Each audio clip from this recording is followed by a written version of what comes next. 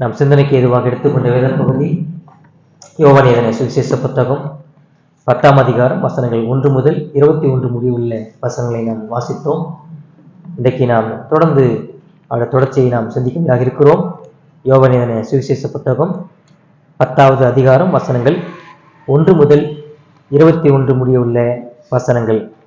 இந்த பகுதிக்கான தலைப்பு நாம் கடந்த நாட்களிலே பார்த்தோம். நல்ல மேய்ப்பனும் ஆடுகளும் என்ற தலைப்பிலே நாம் படித்துக் கொண்டு வருகிறோம். அதாவது ஊழியக்காரனும் விசுவாசிகளும் என்ற தலைப்பிலே நாம் இதை படித்து புரிந்து கொள்ள முடியும். இந்த பகுதிக்கான ஒரு மைய கருத்து அல்லது மைய போதனை நாம் பார்த்தோம் என்று சொன்னால், இயேசு கிறிஸ்து நல்ல மேய்ப்பராக இருக்கிறார், அதே சமயம் வாசலாக இருக்கிறார். இயேசு கிறிஸ்து மேய்ப்பராக இருக்கிறார், அவர் வாசலாக இருக்கிறார் என்பதை நாம் பார்த்தோம். இந்த பகுதியை நாம் 3 பிரிவுகளாக பிரித்து படிக்க முடியும். வசனங்கள் 1 முதல் 10 முடிய உள்ள வசனங்களை என்ன பார்த்தோம் அப்படின்னு சொன்னா, ஆண்டவராகிய இயேசு கிறிஸ்து ஆடுகளின் வாசலாக இருக்கிறார். 1 முதல் 10 முடிய உள்ள வசனங்கள், இயேசு கிறிஸ்து ஆடுகளின் வாசலாக இருக்கிறார். 11 18 வரைக்கும் உள்ள வசனத்தை என்ன பார்த்தோம் அப்படின்னு சொன்னா, ஆண்டவராகிய இயேசு கிறிஸ்து ஆடுகளின் மேய்ப்பராக இருக்கிறார். 19 முதல் 21 வரைக்கும் உள்ள வசனங்களை வாசித்து பார்த்தோம்னு சொன்னா, ஆண்டவராகிய இயேசு கிறிஸ்து மெய்ப்பருக்கான ஆதாரமாக இருக்கிறார். இதுதான் இந்த பகுதியிலேருந்து நாம் படித்து புரிந்து கொள்ளக்கூடிய சத்தியங்கள். அப்போ இந்த பகுதியை நாம் பார்த்தோம் அப்படின்னு சொன்னால், முதல் வசனத்திலே நாம் வாசித்து பார்க்கும்போது, மெய்யாகவே மெய்யாகவே நான் உங்களுக்கு சொல்லுகிறேன், ஆட்டு தொழுவத்துக்குள் வாசல் வழியாய் பிரவேசியாமல் வேறு வழியாய் ஏறுகிறவன் கள்ளனும் கொள்ளைக்காரனுமாய் இருக்கிறான் என்று சொல்லி ஆண்டவருக்கு ஆரம்பிக்கத்தை பார்க்கிறோம். இப்போ இந்த இடத்துல மெய்யாகவே மெய்யாகவே என்ற ஒரு வார்த்தையை சொல்கிறார். அப்போ மெய்யாகவேன்னு சொன்னா உண்மையாகவே உண்மையாகவே, இன்னொரு வழியில சொல்ல போனா சத்தியமாக சத்தியமாக அப்படின்னு சொல்லி நம்ம மனுஷத்துல சொல்லுவோம். அந்த மாதிரி இப்போ இயேசு கிறிஸ்து இந்த இடத்துல மெய்யாகவே என்ற வார்த்தையை 2 முறை பயன்படுத்துகிறார். அப்படின்னு சொன்னா அவர் சொல்ல வரக்கூடிய சத்தியம் அது மெய்யானது, அது நிலையானது என்பதை நாம் புரிந்து கொள்ள வேண்டும். அப்ப இங்க சொல்லும்போது ஆட்டு தொழு என்று சொல்லி இந்த ஊமைகளை ஆரம்பிக்கிறார். அப்ப ஆட்டு தொழுவம் என்று சொல்லி இந்த சம்பவத்தில் நாம் பார்க்கிறோம். அடுத்து வாசல் என்று நாம் பார்க்கிறோம். அப்ப ஆட்டு தொழுவம் என்ற ஒரு காரியம், அடுத்து வாசல் என்ற ஒரு காரியமும் நாம் இந்த ஊமைகளை நாம் பார்க்கிறோம். இந்த ஊமைன்னு சொல்லி சொல்லும்போது, ஊமை என்று சொன்னா அப்ப என்ன அர்த்தம்? ஊமைன்னு சொல்லி சொன்னா, இப்ப நிஜமா இருக்கக்கூடிய ஒரு உண்மை சம்பவத்தை காணக்கூடிய ஒரு பொருளை வைத்து, காணக்கூடிய நிகழ்வை வைத்து அதை உறுதிப்படுத்துவதுதான் ஓமை என்று சொல்லி நாம் புரிந்து கொள்கிறோம். அப்ப நிஜமான ஒரு காரியம் இருக்கிறது. அப்ப நிஜத்தை வெளிப்படுத்துவதற்கு, நிஜத்தை புரிவிப்பதற்கு நாம் பார்க்கக்கூடிய பொருள்களையோ பார்க்கக்கூடிய காட்சிகளையோ வைத்து அதை உறுதிப்படுத்துகிறார்.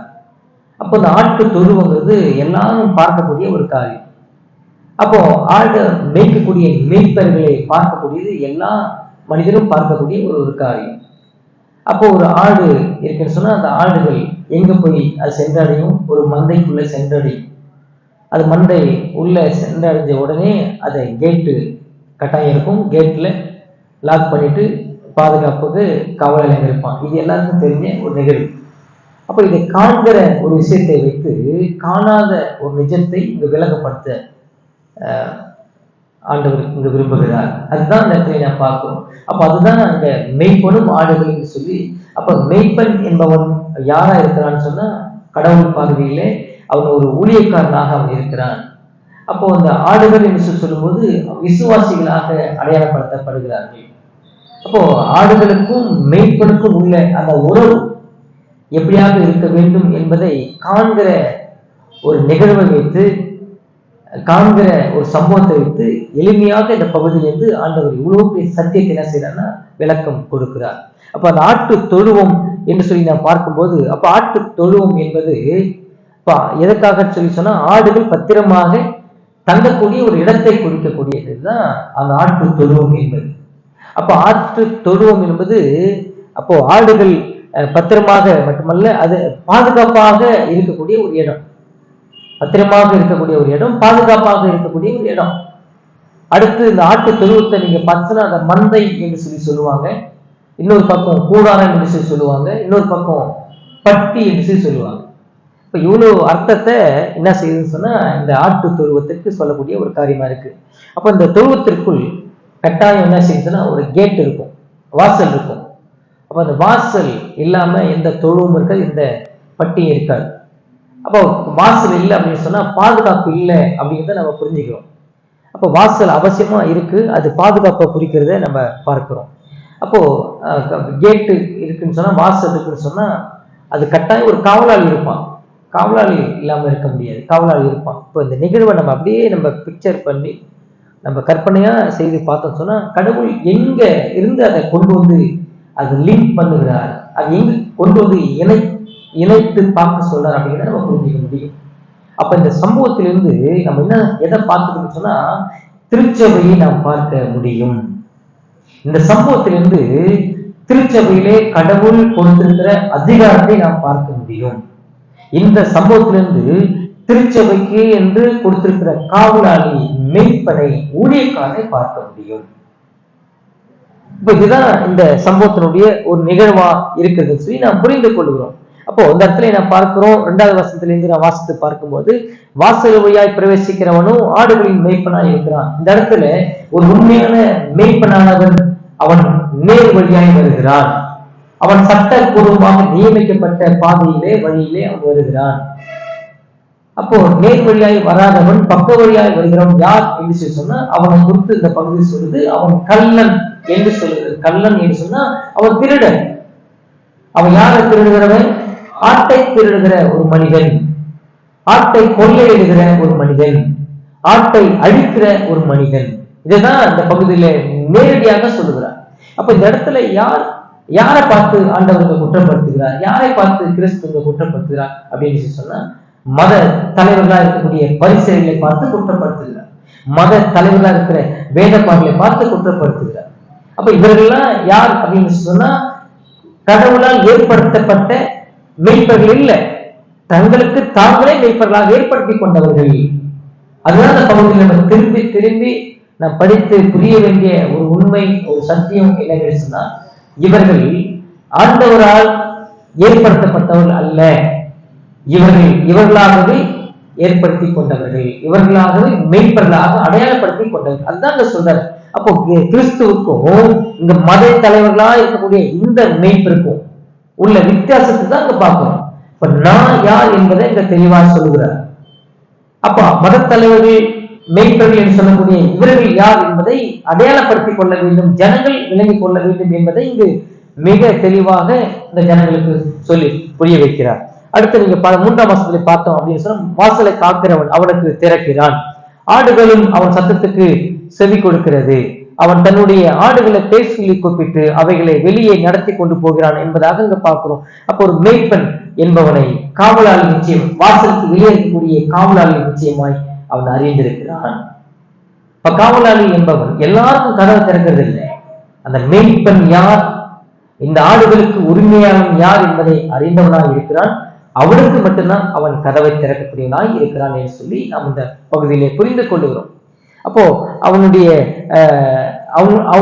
அடையாளம் கண்டு அவன் கதவை திறந்து மெய்ப்பனை தொழுவத்துக்குள்ளாக விடுகிறான். அங்க போய் என்ன செய்யறான் மெய்ப்பன்?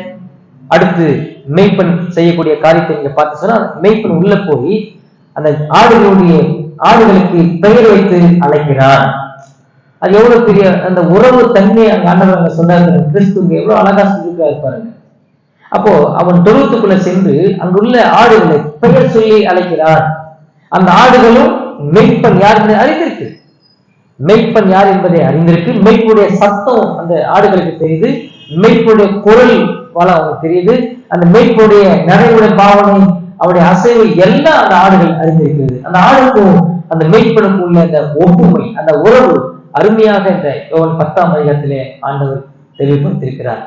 அப்போ அந்த மெய்ப்பனான உள்ளே போய் அந்த ஆடுகளை பெயரிட்டு அழைத்து அவன் என்ன செய்யறான்னு சொன்னா, அடுத்தது அவன் செய்யக்கூடிய காரியம், அதை அழைத்து நடத்தி கொண்டு போகிறான். எதற்கு? நேராக புல்லுள்ள இடங்களில் மேய்ப்பதற்கு, தண்ணீர்கள் அண்டையில் நடத்துவதற்கு அந்த மேய்ப்பனானவன் அவன் நடத்தி கொண்டு போகிறான். எவ்வளவு அழகா இந்த பகுதியில ஒரு விசுவாசிக்கும் ஒரு ஊழியக்காரர்கள் இருக்கக்கூடிய அந்த ஒப்புமை, அது ஒரு ஆடுகளுக்கும் ஒரு மேய்ப்பனுக்கும் இருக்கிற அந்த உறவு குறித்து ஆண்டவர் மிக தெளிவாய் இங்க சொல்லியிருக்கிறார். அவன் இந்த மேய்ப்பனானவன் ஒரு கரிசனையோடு கூட அந்த ஆடுகளை நடத்தக்கூடியவனாக இருக்கிறான். இந்த மேய்ப்பனானவன் அக்கறையோடு அந்த ஆடுகளை நடத்தக்கூடியவனாக இருக்கிறான். எந்த ஆட்டை எப்படி நடத்த வேண்டும் என்ற அந்த சிந்தையோடு, அந்த தாகத்தோடு, அந்த பாரத்தோடு இந்த மேய்ப்பனானவன் நடத்தக்கூடியவனாக இருக்கிறான். மேய்ச்சல் இல்லாத இடத்துல நடத்தக்கூடியவன் இல்லை மேய்ப்பன்.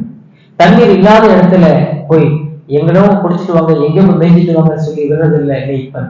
அந்த மேய்ப்பன் ஆடுகள் மீது எவ்வளவு கண் வருத்தமாக, எவ்வளவு ஆத்ம கரிசனை உள்ளவனாக, எவ்வளவு கவலைப்படக்கூடிய ஒரு மெய்ப்பனாக இருக்கிறான் என்பதை நாம் இதிலிருந்து புரிந்து கொள்கிறோம். அப்ப இந்த மெய்ப்பன் யார் என்பதை நாம் பார்க்கும்போது, இந்த மெய்ப்பன் யார் என்று சொன்னா இவரை நேரடியாக சொல்லுகிற அந்த பகுதியிலிருந்து நானே நல்ல மெய்ப்பன் என்று சொல்லி, அப்ப இந்த மெய்ப்பன் யார் என்பதை புரிந்து கொள்ளணும்னா ஆண்டவராகிய இயேசு கிறிஸ்து தான் இந்த மெய்யான மெய்ப்பனாக இருக்கிறார். அப்ப இந்த மெய்ப்பன் என்பவர் யார் என்று சொல்லி நீங்க பார்த்து சொன்னா, இவர்கள் அதிகாரப்பூர்வமாக ஏற்படுத்தப்பட்டவர். திருச்சபையில் உள்ள விசுவாசிகளுக்கு அதிகாரப்பூர்வமாக ஏற்படுத்தப்பட்டவர் தான் இந்த ஆண்டவராகிய இயேசு கிறிஸ்து. இந்த மெய்ப்பன் என்பவர் யார் என்று சொன்னா, இவர்தான் பிதாவான தேவனால் முன்குறிக்கப்பட்டவர், நியமிக்கப்பட்டவர் என்பதை நாம் பார்க்கிறோம். இந்த மெய்ப்பன் என்பவர் யார் என்று சொன்னா, உலகம் உண்டாவதற்கு முன்பு நித்தியத்திலே முன்குறிக்கப்பட்டவர் என்பதை நாம் புரிந்து கொள்கிறோம். இந்த மெய்ப்பன் யார் என்று சொன்னா, உலகத்துடைய பாவத்தை சுமந்து திருப்தியாய் வந்த தேவாட்டுக்குட்டி என்பதை நாம் பார்க்கிறோம். அப்போ யோவான் முதல் அதிகாரத்திலே 39ஆம் வசனத்தை வாசித்து பார்த்தீங்கன்னு சொன்னா, யோவான் சானகன் இயேசு நடந்து போவதை பார்த்து அவன் சொல்லுகிறான், இதோ உலகத்தின் பாவத்தை சுமந்து தீர்க்கிற தேவாட்டுக்குட்டி என்று சொல்லுகிறான். 39. அதை தொடர்ந்து ஒரு 2-3 இடங்களிலே 1ஆம் அதிகாரத்திலே ஆண்டவர் இயேசு கிறிஸ்துவை பார்க்கும்போது அவரை பார்த்து, இவர் உலகத்தின் பாவத்தை சுமந்திருக்கிற தேவாட்டுக்குட்டி என்று சொல்லுகிறான்.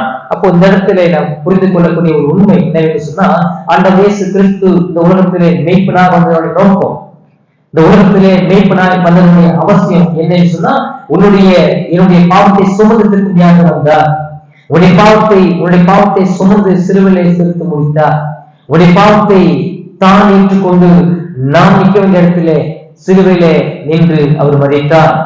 இந்த மெய்ப்பனானவன் நம்ம எல்லாருடைய பாவத்தையும் அவர் சுமந்து தீர்க்க வெளிப்பட்டார் என்பதை நாம் பார்க்கிறோம். அப்ப இந்த மெய்ப்பன் தான் ரட்சிப்பிற்கான ஒரு வழி என்பதை நாம் புரிந்து கொள்கிறோம். இந்த மெய்ப்பன் தான் அவர் மூலமாகத்தான் நாம் அவரை பிதாவான தேவனை நாம் பார்க்க முடியும், பிதாவான தேவனிடத்திலே பிரவேசிக்க முடியும், பரலோகத்தில் பிரவேசிக்க முடியும் என்பதை நாம் பார்க்கிறோம். நானே வாசல்.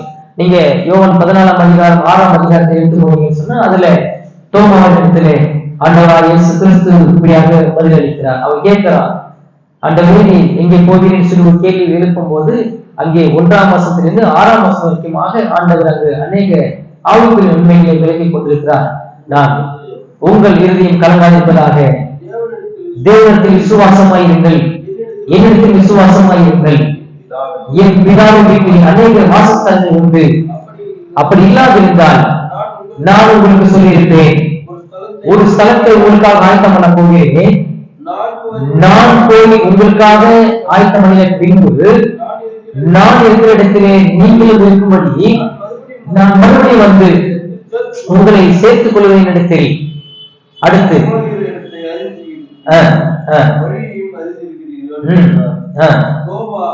தோமா அவரை நோக்கி, இப்ப பாருங்க, தோமா அவரை நோக்கி, ஆண்டவரே நீ போகிற இடத்தையும் அறியோமே என்றார். வழியை நாங்கள் எப்படி அறிவோம் என்றார். அதற்கு இயேசு நானே வழியும் நானே சத்தியமும் நானே ஜீவனுமாய் இருக்கிறேன், என்னால இல்லாமல் ஒருவரு பிதாவிடத்தில் வர அங்கு தெளிவாய் சொல்லி முடிக்கிறார். ஆண்டவர் இயேசு கிறிஸ்து மெய்யான மெய்ப்பனாக இருக்கிறார், வாசலாக இருக்கிறார், வழியாக இருக்கிறார், ஜீவனாக இருக்கிறார். அவர் இல்லாமல் பரலோகத்துக்கு ஒருவர் வர முடியாது என்பதை திட்டமாக தீர்க்கமாக சொல்லுகிறார். அப்போ இந்த இடத்திலே நாம் பார்க்கிறோம், அவர் மெய்ப்பன், உங்களுக்காக ஏற்படுத்தப்பட்ட மெய்ப்பன், உங்களுடைய ஆத்மாவுக்காக ஏற்படுத்தப்பட்ட மெய்ப்பன், உடைய ஆத்ம நன்மைக்காக ஏற்படுத்தப்பட்ட மெய்ப்பனாக இருக்கிறார். உடைய ஆத்ம நன்மைக்காக சிறுவிலே தன்னுடைய உயிரை கொடுத்த மெய்ப்பனாக இருக்கிறார். உடைய ஆத்மா பாதுகாப்புக்காக ஏற்படுத்தப்பட்ட நியமிக்கப்பட்ட மெய்ப்பனாக இருக்கிறார் ஆண்டவராகிய இயேசு கிறிஸ்து. அவர்தான் வழி, அவர்தான் வாசல், அவர்தான் வாழ்வு, அவர்தான் நித்திய ஜீவனை அளிக்கிறவர் என்பதை இந்த யோவான் ஆசிரியர் மிக தெளிவாக சொல்லி புரிய கொண்டு வைக்கிறார். அடுத்து நம்ம பார்த்தோம் அப்படின்னு சொன்னா, 5ஆம் வசனத்திலே பார்த்தோம் அப்படின்னு சொன்னா 5ஆம் வசனத்துல அந்நியருடைய சத்தத்தை அறியாதபடியினால் அவைகள் அந்நியனுக்கு பின் செல்லாமல் அவனை விட்டு ஓடிப்போம் என்று சொல்லி இங்க பார்க்கிறோம். அப்ப அந்த ஆடானது மேய்ப்பனுடைய சத்தத்தை அறிந்திருக்கிறது, மேய்ப்பனுடைய குரலை அறிந்திருக்கிறது, மேய்ப்பனுடைய எல்லா பாவனையும் அறிந்து அவனுக்கு பின்னாக செல்கிறது, அவனை நம்பி பின் செல்கிறது. இப்போ மேய்ப்பன் இப்போ இருக்கிற மேய்ப்பர்களா நீங்க பார்த்தா ஆடுகளை முன்ன ஓட்டி பின்னாடி நடந்து போவாங்க.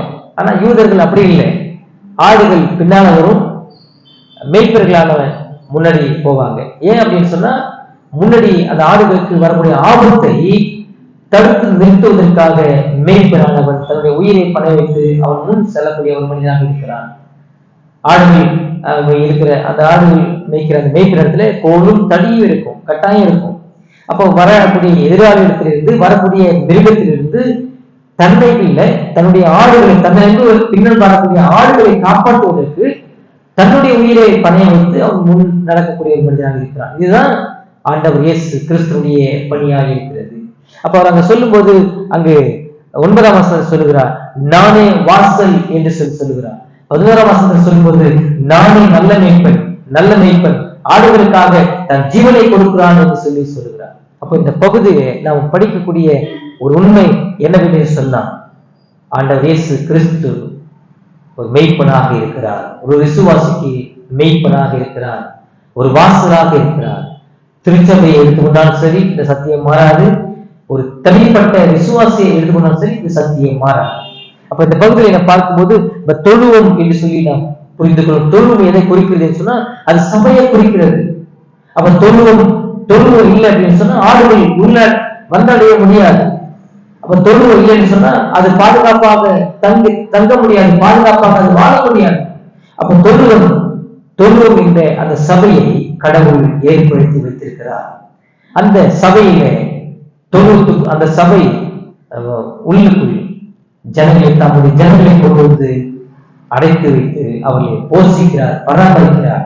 இந்த தொழுவமாகிய சபையை கிறிஸ்து நேசிக்கிறார். இந்த தொழுவமாகிய சபைக்காக கிறிஸ்து 2000 ஆண்டுக்கு முன்னதாக வந்து சிலுவையிலே தம்முடைய ஜீவனை பலியாக கொடுத்திருக்கிறார். இந்த தொழுவமாகிய சபையை ஒவ்வொருவரையும் கொண்டு வந்து அவரே சேர்க்கிறார். எவ்வளவு பெரிய உண்மை! இதுதான் பகுதியிலே நாம் பார்க்கும். அப்ப தொழுவம் என்பது சபையை குறிக்கிறது. சபைக்காக தான் கிறிஸ்து வந்தார், மரித்தார். சபைக்காக தான் இன்றைக்கும் அவர் தன்னுடைய தேவனுடைய வலது பாசத்திலே வீற்றிருக்கிறவராக இருக்கிறார். இது முதல் காரியம். வாசல் என்று சொல்லும் போது வாசல் இல்லாம எந்த மண் தொழுத்துக்குள்ள வர முடியாது. அப்ப அந்த வாசல் என்று சொல்வது அது அதிகாரத்தை காட்டுகிறது, அது அதிகாரத்தை குறிக்கிறது. அப்ப அதிகாரம் என்று சொல்லும்போது கடவுள் தம்முடைய ஜனங்களை நடத்துவதற்கு, ஜனங்களை போஷிப்பதற்கு, ஜனங்களை விசாரிப்பதற்கு, ஜனங்களை தொடர்ந்து நடத்துவதற்கு சத்தியத்திலே அவர் அதிகாரம் உள்ள வார்த்தையை கொடுத்திருக்கிறார். அது வார்த்தையாகிய இந்த வேதம் தான் தொழுவத்தில் இருக்கக்கூடிய ஜனங்களை விசாரிக்கிறது, தொழுவத்தில் உள்ள ஜனங்களை பராமரிக்கிறது, எச்சரிக்கிறது, கண்டிக்கிறது, புத்திமதி சொல்கிறது. அப்படி இவ்வளவு பெரிய ஒரு ஆசீர்வாதம் இந்த பாடத்திலே ஆண்டவர் நமக்கு எழுதி வைத்திருக்கிறார். அப்போ தொழுவம் என்ற ஒரு காரியத்தை பார்க்கும்போது சபையை குறிக்கக்கூடியதாக இருக்கிறது. அது வாசல் என்று நாம் புரிந்து கொள்ளும் போது சபைக்கு கொடுக்கப்பட்ட அதிகாரத்தை கொடுக்கிறது. அதிகாரத்துக்கு ஒரு காவலாக கூடிய ஒரு ஊழியக்காரன் அது கீழ்ப்படிய வேண்டும். அதை தொடர்ந்து தொழுவத்துக்குள் இருக்கக்கூடிய ஆடுகள் கீழ்ப்படிய வேண்டும். அப்போ அந்த அதிகாரத்துக்கு கீழ்ப்படிய மாட்டேன்னு சொல்லி எந்த ஆடுகள் சொல்ல முடியாது. ஆடுகள் மேய்ப்பனுடைய நிலையை புரிந்து, மேய்ப்பனுடைய உணவை புரிந்து, மேய்ப்பன் நமக்கு நன்மை மட்டும்தான் செய்வான் என்ற அந்த மனநிலையை புரிந்து ஆடுகள் செயல்பட வேண்டும். அப்ப இந்த காவலாளியான இந்த மேய்ப்பன், பிரதான மேய்ப்பன் இயேசு கிறிஸ்துவுக்கு வேலைக்காரனாக இருந்து அவர் சொல்லக்கூடிய சத்தியங்களை கேட்டு தொழுவத்தில் இருக்கக்கூடிய ஆடுகளுக்கு அவன் நன்மைகளை, போஷங்களை வழங்கிக் கொண்டே இருக்கிறான். அப்போ 2 பேருமா சேர்ந்து என்ன செய்யணும்னு சொன்னா அவருடைய அதிகாரத்துக்கு நாம் கீழ்ப்படிய வேண்டும். புரியுதுங்களா?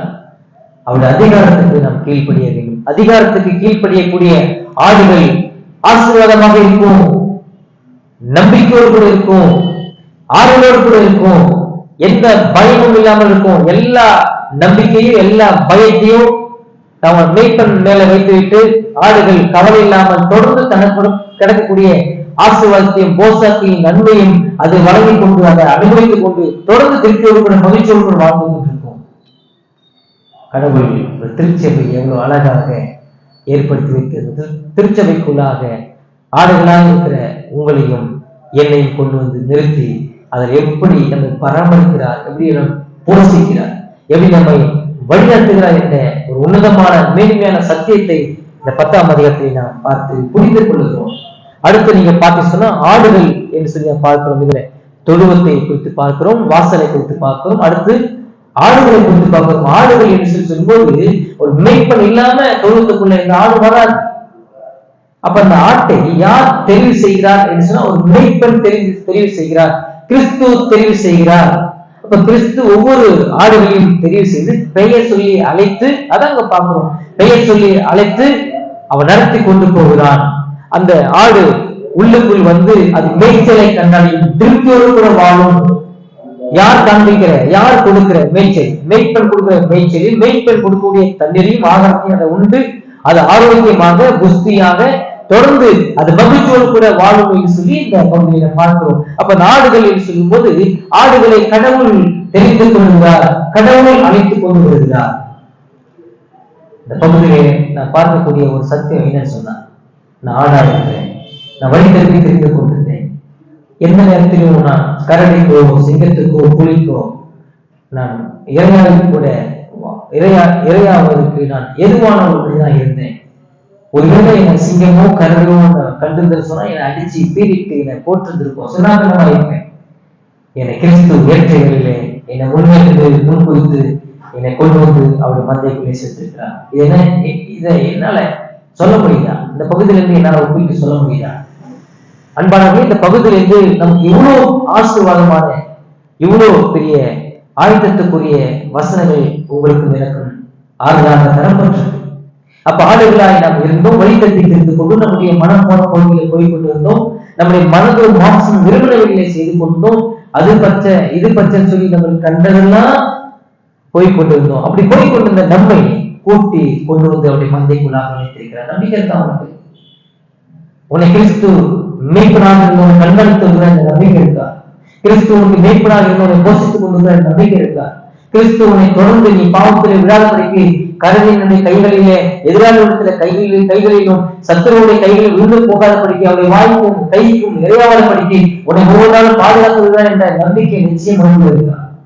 இந்த பகுதியில் படித்து புரிந்து கொள்ளக்கூடிய ஒரு ஆளுக்குரிய சத்தியம் இதுதான். இப்ப காவலாளியை குறித்து நம்ம பார்க்கிறோம். காவலாளி சொன்னா அவன் ஊழியக்காரன் என்று சொல்லி அவன் கடவுளால் ஏற்படுத்தப்பட்ட ஒரு மனிதன், கடவுளுக்கும் ஆடுகளுக்கும் ஆகிய ஒரு உத்தரவாதி, ஒரு மத்தியஸ்தன் என்று சொல்லி நாம் பார்க்கிறோம். ஆடுகளுக்கும் கடவுளுக்கும் அவன் ஒரு இடைப்பட்ட மனிதனாக இருந்து கடவுள் கொடுக்கக்கூடிய சத்தியங்களை, கிறிஸ்து தரக்கூடிய சத்தியங்களை அந்த சபைக்கு மந்தைக்கு தொடர்ந்து வழங்கிக் கொண்டே இருக்கிறார். இதெல்லாம் கடவுள் ஏற்படுத்தின ஒரு ஆசீர்வாதம். ஒவ்வொரு விசுவாசிக்கும் ஒவ்வொரு திருச்சபைக்கும் கடவுள் ஏற்படுத்தின இவ்வளவு பெரிய ஒரு ஆசீர்வாதம், இவ்வளவு பெரிய ஒரு கிருபா சாதனை. அப்போ இது நாம் புரிஞ்சா மட்டும்தான் நாம திருப்தியோடு கூட நாம் வாழ முடியும். இந்த மேய்ப்பனோடு கூட நாம் பயணிக்க முடியும். இந்த மேய்ப்பனோடு கூட நாம் உறவைத்துக் கொள்ள முடியும். இந்த மேய்ப்பன் என்னை ஊழியாய் நடத்துகிறார் என்ற அந்த சத்தியத்தை இதன் மூலமாக நாம் அறிந்து கொள்கிறோம். இப்ப இந்த தொழுவத்தில் என்னை கொண்டு வந்து கடவுள் இணைத்திருக்கிறார் என்ற நம்பிக்கை எனக்கும் உங்களுக்கு வேண்டும். உங்களுக்கு இந்த கால நேரத்திலே கடவுள் கொடுக்கக்கூடிய ஒரு ஆலோசனை என்ன அப்படின்னு சொன்னா, என்னை கடவுள் என்னை முன்குறித்து முன்னிருந்து இந்த தொழுவத்துக்குள்ளாய் கொண்டு வந்து என்னை நிறுத்திருக்கிறார். பார்க்க முடியுதா? இதுதான் அந்த பகுதியில நாம் படித்துக் கொள்ளக்கூடிய ஒரு பாடமா இருக்கிறது. இரண்டாவது, இந்த சபையில கடவுள் எனக்கு அதிகாரம் உள்ள வார்த்தையை கொடுத்து என்னை நடத்துவதற்கு, என்னுடைய குடும்பத்தை நடத்துவதற்கு, என்னுடைய ஆத்துமாவை நடத்துவதற்கு அவருடைய அதிகாரம் உள்ள வார்த்தையை எனக்கு கொடுத்திருக்கிறார். இந்த அதிகாரம் உள்ள வார்த்தைக்கு நான் தலைவணங்க வேண்டும், நான் கீழ்ப்படிய வேண்டும். எந்த ஒரு மனிதன் கீழ்ப்படிய முடியாது என்று சொல்லி சொல்ல முடியாது. அப்போ சபைக்குள்ளாக இருக்கக்கூடிய நானும் நீங்களும் அவருடைய வேண்ட அதிகாரம் உள்ள வார்த்தைக்கு, வசனத்துக்கு நாம் கீழ்ப்படிய வேண்டும், மனதார கீழ்ப்படிய வேண்டும். மூன்றாவதாக நாம் பார்க்கிறோம், கடவுள் என்னை தெரிந்து கொண்டார் என்ற சத்தியம் இந்த பகுதி மூலமாக நான் அறிந்து கொள்கிறேன். என்னை இந்த தொழுவத்தில் கொண்டு வந்து அடைத்திருக்கிறார். இரண்டாவது காரியம், அவருடைய அதிகாரத்தில் கீழ்ப்படியாக என்னை என்னை எதிர்பார்க்கிறார். மூன்றாவது காரியம், என்னை பெயர் சொல்லி என்னை அழைத்திருக்கிறார், என்னை தெரிந்து கொண்டிருக்கிறார். நான் சபையை தெரிந்து கொள்ளல, நான் இந்த வேதத்தை தெரிந்து கொள்ளல, நான் நிகழ்ந்து சொல்லப்பட்ட கடவுளை மெய்ப்பனை தெரிந்து கொள்ளவில்லை.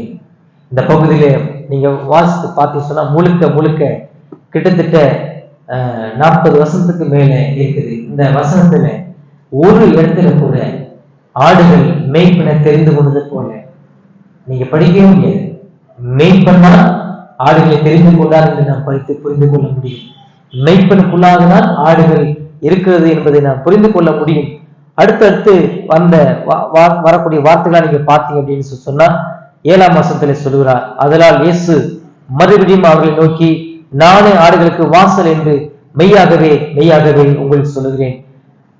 முதல் வசனத்துல மெய்யாகவே என்று சொன்ன வார்த்தை, அதே போல இந்த 7ஆம் வசனத்திலும் அதே வார்த்தையை பயன்படுது. இந்த அதிகாரத்துல அதிகமான இடங்களிலே மெய்யாகவே வார்த்தை அடிக்கடி வந்துகிட்டே இருக்கும் அப்படின்னு சொன்னா உண்மையாக அந்த வார்த்தைக்கு இன்னும் அழுத்தம் கொடுக்கிறார் ஆவியானவர். அப்ப நாம் இதை சந்தேகம் இல்லாமல் நம்புவதற்கு, சந்தேகத்துக்கு இடம் இல்லாமல் நாம் நம்புவதற்கு, பின்பற்றுவதற்கு அந்த வார்த்தை பயன்படுத்தப்பட்டிருக்கிறது.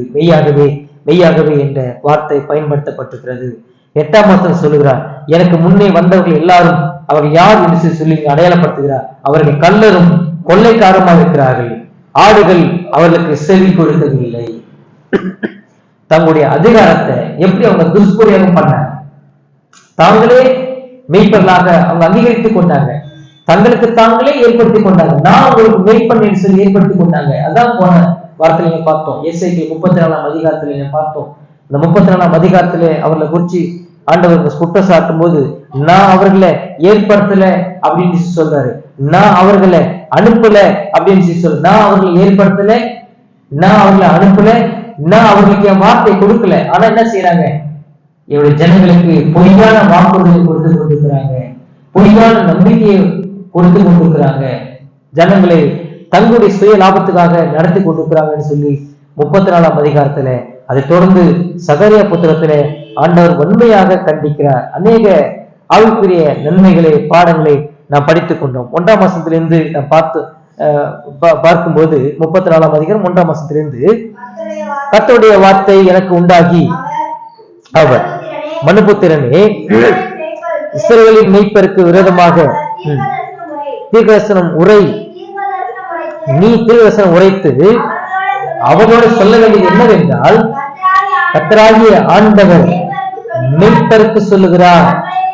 பாருங்க, தங்களையே மெய்ப்பெற இஸ்ரவேல் மெய்ப்பருக்கு ஐயோ, மெய்ப்பர் மந்தையை அல்லவா மேய்க்க வேண்டும், நீங்கள் மெய்யை சாப்பிட்டு ஆட்டு மயிரை உடுப்பாக்கிக் கொள்கிறீர்கள், கொடுத்ததை அடிக்கிறீர்கள், மந்தையையோ மேய்க்க அமர்த்துவதில் நீங்க யார குற்றம் சாட்டுறார் என்று சொன்னார், இஸ்ரவேல் தலைவர்களை குற்றம் சாட்டுகிறார். அதே மெய்ப்பர்கள் என்று சொல்லக்கூடியவர்கள் தான் புதிய ஏற்பாட்டிலே அந்த இயேசு கிறிஸ்து வாழ்ந்த நாட்களிலே வாழ்ந்த மதவாத மக்கள், மதவாத சக்திகள். அவர்கள் தான் வேதப்பாளர்கள், பரிசேயர்கள்.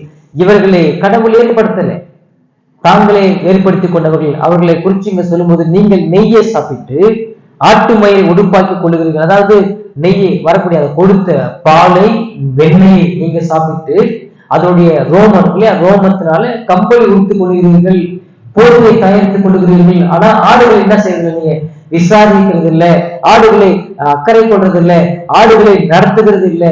உங்களுடைய ஆதாயத்துக்காக, உங்களுடைய லாபத்துக்காக நீங்கள் ஆடுகளை நடத்தி கொண்டிருக்கிறீர்கள் அப்படின்னு சொன்னா யார ஒப்பிட்டாங்க சொல்றாருன்னு சொன்னா, தன்னுடைய ஜனங்களை அந்த மெய்ப்பர்கள் என்று சொல்லக்கூடிய அந்த ஆதிக்கத்தில் இருந்தவர்கள், அதிகாரத்தில் இருந்த தலைவர்கள், மூப்பர்கள் சரியாய் நடத்தவில்லை, சரியாய் மேய்க்கவில்லை என்பதை குற்றம் சாட்டும் வண்ணமாக 34ஆம் அதிகாரத்திலே ஆண்டவர் இவ்வளவு பெரிய வார்த்தை சொல்லிக் கொண்டிருக்கிறார். 5ஆம் வசனத்திலே 4ஆம் வசனத்தை வாசித்து பார்க்கும்போது, நீங்கள் பலவீனமானவர்களை பலப்படுத்தாமலும், நசல் கொண்டவைகளை குணமாக்காமலும், எலும்பு முழுமைகளை காயங்கட்டாமலும், துரத்தொண்டவைகளை திரும்பி கொண்டு வராமலும், காணாமல் போனவைகளை தேடாமலும் போய் பலாத்காரமும் கடூரமாய் அவர்களை ஆண்டவர்கள் சொல்ல போனா தன்னுடைய மனித அதிகாரத்திலே அந்த ஆடுகளை, ஜனங்களை நடத்துகிற மூப்பர்களை பார்த்து குற்றம் சாட்டுகிறார். ஜனங்கள் மீது எந்த அக்கறையும் இல்லை, ஜனங்கள் மீது எந்த எந்த கவலையும் இல்லை. அன்பானவர்கள், இன்றைக்கு நாம் பார்த்தோம் என்று சொன்னா, இந்த ஜனங்களோடு இன்னைக்கு ஒப்பிட்டு பார்த்தோம் சொன்னா, இன்றைக்கு அநேக ஊழியக்காரர்களுக்கு, அநேக ஊழியக்காரன், பிரபலமான ஊழியக்காரன் என்று சொல்றவர்களுக்கு தொழுகை கூடம் இல்லை, அதாவது சபை இல்லை. மறந்துடக்கூடாது, சபை இல்லை. அவர்கள் சபை இல்லாம ஒரு ஆர்கனைசேஷன் வைத்துக் கொண்டு ஆங்காங்கும் என்ன செய்யறாங்க சொன்னா, மீட்டிங் கூட்டங்கள் நடத்தி கொண்டு அநேக ஜனங்கள், அநேக சபைகள் போறவர்களை திரளை கூட்டி கொண்டு வந்து 2 நாள் சிறப்பு கூட்டம், 3 நாள் சிறப்பு கூட்டம் சொல்லி அவர்களுக்கு பொய்யான வாக்குறுதியை தந்து, வியாதிக்கு குணமாக்குகிறார் என்று சொல்லி ஒரு பொய்யான வாக்குறுதியை தந்து, அநேக மனிதனுடைய சாட்சிகளை முன்னோடியாக வைத்து அந்த ஜனங்களை என்ன செய்யறான்னு சொன்னா ஏமாற்றுகிறார்கள், அபகரிக்கிறார்கள். அந்த அந்த கூட்டத்தில் வரக்கூடிய ஜனங்களுடைய பெயர் அந்த மெய்ப்பெண் தெரியுமா? தெரியாது. இதுதான் அந்த ஆண்டவர் சொல்றாரு. ஆனா மெய்ப்பெண் என்று சொல்லி ஒருவன் ஆண்டவர் ஏற்படுத்தி வைத்திருப்பார் என்று சொன்னால், அந்த மெய்ப்பெண் கொடுக்கப்பட்ட அந்த மந்தையில் இருக்கக்கூடிய ஆடுகளுடைய நிலைமை, ஆடுகளுடைய தேவைகள், ஆடுகளுடைய பெயர்கள் எல்லாமே மெய்ப்பெண்ணுக்கு தெரிந்திருக்கும். அதான் சொல்றாரு. அப்ப மெய்ப்பெண்ணான வரும்போது காவலாளி அவனுக்கு கதவை திறந்து உள்ளே இருக்கிறான். அவன் உள்ளே போன உடனே அந்த மெய்ப்பெண்ணானவன் ஆடுகளை பெயர் சொல்லி அழைக்கிறான். அவன் எங்கு நடத்தி கொண்டு போக வேண்டுமோ அங்க நடத்தி கொண்டு போகிறான். இதை அவங்க பார்க்கிறோம். ஆனா இன்றைக்கு இருக்கக்கூடிய மெய்ப்பர்கள் தொழு இல்லாத மெய்ப்பர்கள் என்று சொல்லி தங்களை அடையாளப்படுத்திக் கொண்டிருக்கிறார்கள். மோகன்சி, லாசர் போன்ற மனிதர்கள்லாம் அவங்க சபை கிடையாது. அவர்களுக்கு ஒரு ஆர்கனைசேஷன் தான், அவர்களுக்கு ஒரு அமைப்பு, ஒரு நிர்வாகம், ஒரு ஸ்தாபனம், நான்காவது என்ற ஒரு ஸ்தாபனம், சபை கிடையாது. சபைக்கு ஒரு மெய்ப்பொருள் என்ற ஒரு அந்தஸ்து, ஒரு அமைப்பு கிடையாது. அப்படின்னு சொன்னா கடவுள் சபைக்காக வந்தார், அமைப்பாக வந்தார் சொன்னா அமைப்புக்காக வரல. நீங்க அப்போஸ்தலர் 20ஆம் அதிகாரம் 28ஆம் வசனத்துல சொல்லும் போது, அங்கு தம்முடைய சபையை தம்முடைய சுய ரத்தத்தினாலே அவர் சம்பாதித்தார். தம்முடைய சுய ரத்தத்தினாலே இந்த சபையை மீட்டுக் கொண்டார். இந்த சபைக்காக தான் கிறிஸ்து இந்த பூமியிலே அனுப்பப்பட்டார். இந்த பூமிக்கு இயேசு கிறிஸ்து வந்ததனுடைய அவசியம் என்ன? இந்த சபையை மீட்கும்படியாக, சபைக்காக மதிக்கும்படியாக, சபையை தன்னுடைய சமூகத்தை சேர்த்துக் கொள்ளும்படியாகத்தான் கிறிஸ்து இந்த பூமியில 2000 ஆண்டுக்கு முன்னதாக வந்தார். எந்த ஒரு ஆர்கனைசேஷனுக்கும் வரல, எந்த ஒரு ஸ்தாபனத்திலாக இயேசு மறிக்கல. அவர் மறித்தது திருச்சபைக்காக. அவர் வருவது சொன்னது திருச்சபைக்காக. அவர் வந்து திருச்சபையை தன்னோடு கூட சேர்த்துக் கொண்டு செல்ல போகிறார். இதுதான் இந்த பகுதியை நாம் படித்து புரிந்து கொள்ளக்கூடிய ஒரு சத்தியம். மட்டுமல்ல, 1 பேதுரு சொல்லுகிறான், பிரதான மெய்ப்பெண் வெளிப்படுவார். பிரதான மெய்ப்பெண் வெளிப்படும் போது அவர் சபை நடத்தின காவலாளி, சபையை நடத்தின மெய்ப்பெண், அவர் தெரிந்து கொள்ளப்பட்ட மக்கள் யாவரையுமாய் அவரோடு கூட சேர்த்து கொண்டு போவார் என்பதை வேதம் திட்டமாக தீர்க்கமாக சொல்லி புரிய வைக்கிறது. அன்பானவர்களே, இப்ப எசேக்கியேல் 34ஆம் அதிகாரம் எழுதப்படல அப்படின்னு சொன்னா, இன்னைக்கு யோவான் 10ஆம் அதிகாரம் எழுதப்பட்டிருக்கார். எசேக்கியேல் 34ஆம் அதிகாரத்தை ஆண்டவர் எழுதும்படியாக அனுமதித்திருக்கிறார். அதனுடைய நிறைவேற்றமாக யோவான் 10ஆம் அதிகாரத்தை ஆவியானவர் எழுதி வைத்திருக்கிறார். இப்ப இதுல சொல்லப்பட்ட சத்தியம் எல்லாமே யாரை முன்னோக்கி சொல்லுன்னு சொன்னா, இயேசு கிறிஸ்து என்ற மெய்ப்பனை முன்வைத்து இந்த 34ஆம் அதிகாரம் எழுதப்பட்டிருக்கிறது. 5ஆம் வசனத்திலிருந்து படிச்சு பார்த்தோம் அப்படின்னு சொன்னா, 5ஆம் வசனத்திலிருந்து எசேக்கியேல் 34 5ஆம் வசனத்திலிருந்து, மெய்ப்பன் இல்லாததினால் அவைகள் சிதறுண்டு போயின, சிதறுண்டு போனவைகள் காட்டு மிருகங்களுக்கு எல்லாம் இரையாயின. என் நாடுகள் சகல மலைகளிலும் உயரமான சகல மேடுகளிலும் அவைகள் அலைப்புண்டு பூமியின் மீது எங்கும் என் நாடுகள் சிதறி திரிகிறது. விசாரிக்கிறவனும் இல்லை, தேடுகிறவனும் இல்லை. ஆகையால் மெய்ப்பரே, கர்த்தருடைய வார்த்தையை கேளுங்கள். ஆண்டவர் அங்கலாய்க்கிறார், ஆடுகளுக்காக அங்கலாய்க்கிறார், ஆடுகளுக்காக விசனப்படுகிறார், ஆடுகளுக்காக புலம்புகிறார், ஆடுகளுக்காக திறப்பின் வாயிலே அவர் இருக்கிறார். மோசேயை போல இயேசு கிறிஸ்து பிதாவுடைய சமூகத்திலே ஆடுகளுக்காக நின்று பகிர்ந்து பேசிக் கொண்டிருக்கிறார். உங்களுடைய ஆத்துமா எவ்வளவு மென்மையானதாக இந்த மெய்ப்பெண் சொல்லியிருக்கிறார். உங்களுடைய ஆத்துமா எவ்வளவு முக்கியமாக இந்த மெய்ப்பெண்ணானவர் கிறிஸ்துவானவர் சொல்லியிருக்கிறார். அன்பானவர்களே, இந்த மெய்ப்பெண்ணான கிறிஸ்து எனக்காகவும் உங்களுக்காகவும் இந்த பூமியிலே எவ்வளவு அக்கறையோடு கரிசனையோடு தம்முடைய தொழுவமாகிய திருச்சபையை ஏற்படுத்தி வைத்திருக்கிறார். இந்த தொழுவம் இல்லை அப்படின்னு சொன்னா ஆடுகளுக்கு பாதுகாப்பு கிடையாது. இந்த தொழுவம் என்ற சபை இல்லைன்னு சொன்னா அப்படி ஆடுகளுக்கு போசாக்கு கிடையாது. இந்த தொழுவம் என்ற இந்த திருச்சபை இல்லை என்று சொன்னா ஒரு விசுவாசிக்கு, ஒரு ஆடுக்கு ஆறுதல் இல்லை, மெய் சமாதானம் இல்லை, விடுதலை இல்லை, பகவத்துடைய வாழ்வு இல்லை, நித்திய வாழ்வு இல்லை. இந்த திருச்சபை என்ற தொழுவம் இல்லை அப்படின்னு சொன்னா இந்த திருச்சபையை கடவுள் ஏற்படுத்தி வைத்திருக்கிறார். இந்த திருச்சபையை கடவுள் மீட்டுக் கொண்டிருக்கிறார். இந்த திருச்சபைக்குள்ளாக ஒவ்வொருவரையும் தம்முடைய ஜனங்களை அழைத்து கொண்டு அவர் அமர வைத்திருக்கிறார். இந்த திருச்சபைக்குள்ளாக, இந்த தொழுவத்துக்குள்ளாக கிறிஸ்துவால் முன்னறிந்த ஜனங்கள் மட்டுமே அவரை கொண்டு வந்து ஆராதிக்கும்படியாக செய்திருக்கிறார். அவரை ஆராதிக்கிற நாம் இன்னும் மெய்ப்போட சத்தத்தை அறிந்து கொள்ள வேண்டும், மெய்ப்பனுடைய அந்த சித்தத்தை அறிந்து கொள்ள வேண்டும், மெய்ப்பனுடைய திட்டத்தை நாம் இன்னும் அதிகமாக அறிந்து கொள்ள வேண்டும், மெய்ப்பனுடைய மனதை நாம் இன்னும் அதிகமாக புரிந்து கொள்ள வேண்டும். அந்த மெய்ப்பன் என்னை நடத்துகிற விதங்களையும், என்னை நடத்துகிற விசாரிக்கிற விதங்களையும் நான் அதிகமாக புரிந்து கொண்டு அவருக்கு கீழ்ப்படிய வேண்டும்.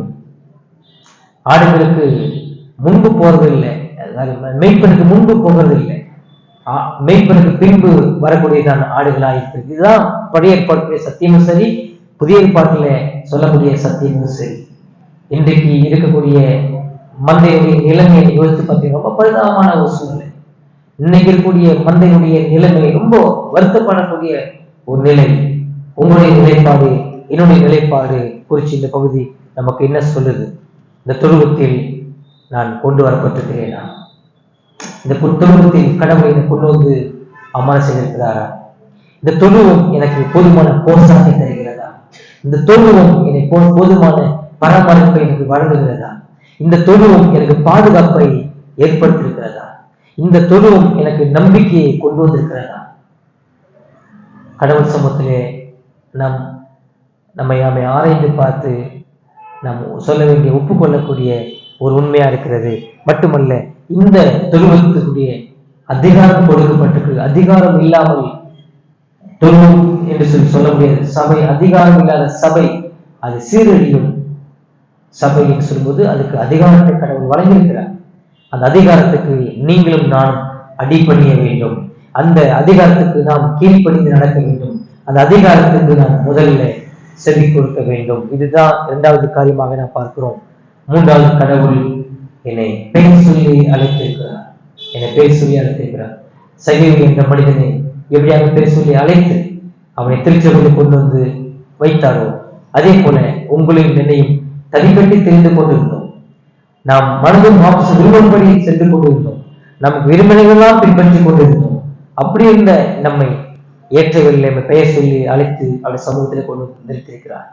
நிச்சயம் எனக்குள்ள இருக்கிற அந்த காலை நேரத்தில் இந்த நிச்சயம் எனக்குள்ளாய் கொடுக்க வேண்டும் என்பதற்காக ஆவியான சத்தியங்களை எனக்கும் உங்களுக்கும் வழங்கி கொண்டிருக்கிறார். தொடர்ந்து இந்த சத்தியத்திலே நம்மை நிலைநிறுத்தி பார்ப்போம்.